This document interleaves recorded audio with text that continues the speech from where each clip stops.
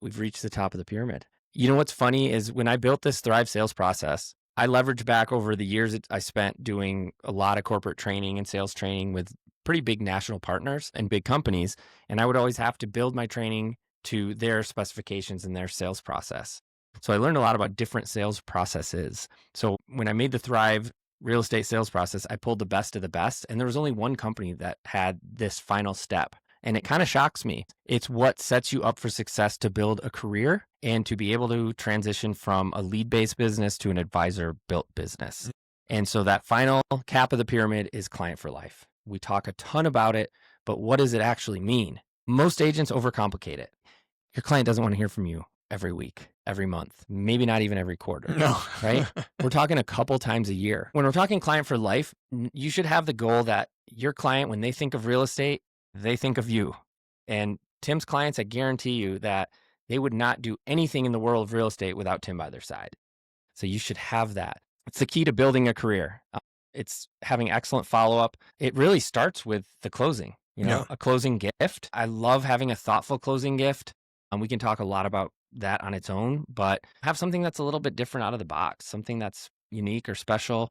Yeah, not just a bottle of champagne. Yeah, I like to do more than the bottle of champagne. I mean, some realtors do nothing, which shame. There's the Wine of the Month Club. I love that because your name then comes into their mind throughout the year. I like to do gift cards to their new neighborhood. I've done that before, something that's localized or personal. So that's the first piece of it. Then there's a lot of automation that can help make this step of the sales process even easier. So we have things like send out cards. Right? I mean, as you're starting out in real estate, you can handwrite your own cards. Yeah. But you should totally send them a card on their closing anniversary, maybe even on their birthday. HomeBot, set them up on HomeBot. If you don't have a HomeBot account, set one up. Talk to one of our preferred lenders. They will typically partner with us and share the cost of that. That's just going to send a monthly valuation of their home. And then that kind of coincides with you setting them up through Sierra or whatever platform you're using for property searches and setting them up not for a property search, but for a neighborhood market update.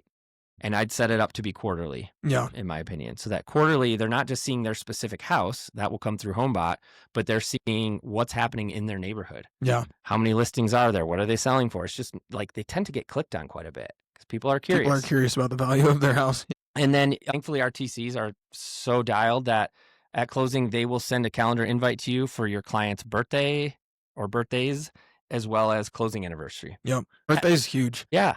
Not many people outside of your friends and family take the time to wish you happy birthday or just give you a little shout. Yep. So that is a way to stand apart big time. I think it goes back to what Ness said is that you can automate client for life, but it doesn't mean as much. Like calling somebody on their birthday. Yep. And really, letting them have it. Absolutely. Drop by with a bottle of bourbon, a bottle of wine, or, a DoorDash gift card, whatever it is. Anything goes a long way. Yep. The other part of it is closing anniversary. We talk about what we call an equity review. You should be doing that with your clients.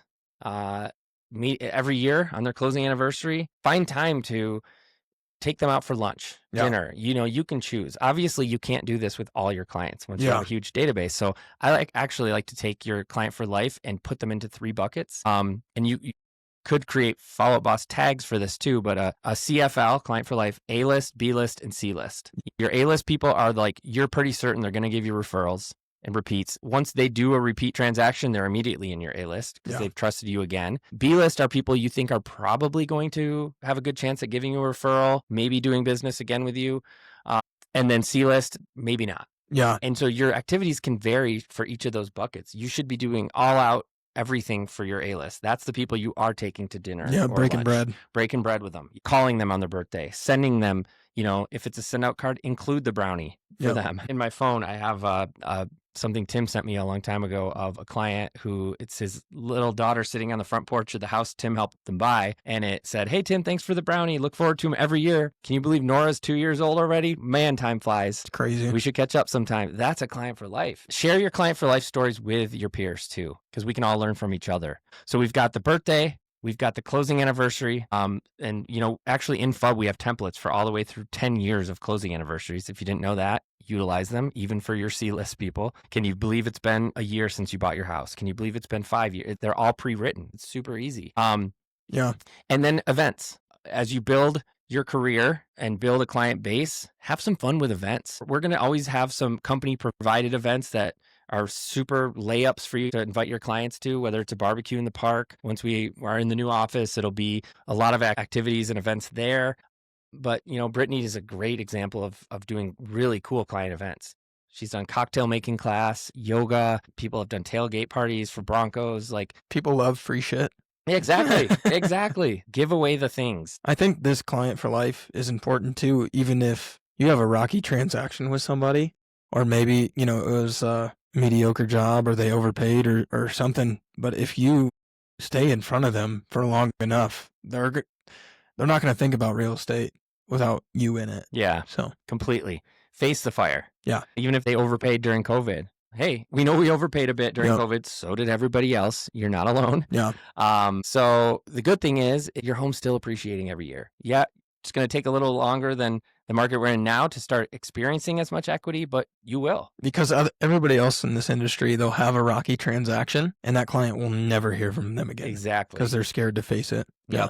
And that kind of falls in line with the whole I dropped the ball script. Yeah. So it's never too late to reclaim your clients for life. I want to make that point. We've got scripts for that too of, hey, I dropped the ball. I know it's been a while and you haven't heard from me. Let's fix that. Yep. And then have something that you're going to start doing going forward. It might be, hey, I'm setting you up on this cool new program called HomeBot. You're actually going to get monthly value. Just having something that's a reason why you're calling coincides really well with the I dropped the ball. Yeah. Like elephant in the room. Guys, I'm sorry. You should have heard from me before this.